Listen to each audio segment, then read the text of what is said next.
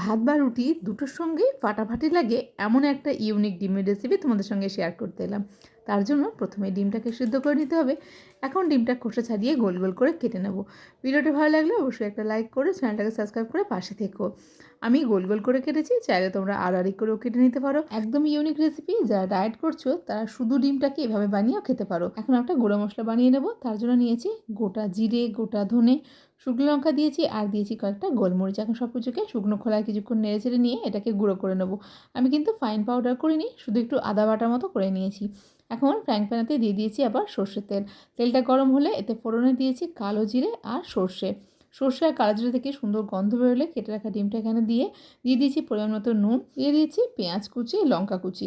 আবারও সব কিছুকে ভালো করে নাড়াচাড়া করব যতক্ষণ না ডিমটা বেশ লাল হয়ে যাচ্ছে আর পেঁয়াজটা ট্রান্সপারেন্ট হয়ে যাচ্ছে। এখন এর মধ্যে দিয়ে দেবো ভেজে রাখা মশলাটা। আবারও ভালো করে নাড়াচাড়া করে সমস্ত কিছুকে খুব ভালো করে মিশিয়ে দেবো। লাস্টে দিয়ে দিয়েছি একটু ধনেপাতা। রুটি বা ভাত দুটোর সঙ্গেই দারুণ লাগে এই রেসিপিটা। তোমরা অবশ্যই এভাবে একবার বানিয়ে দেখবে, আর কেমন লাগলো সেটা কিন্তু আমাকে জানাতে ভুলো না।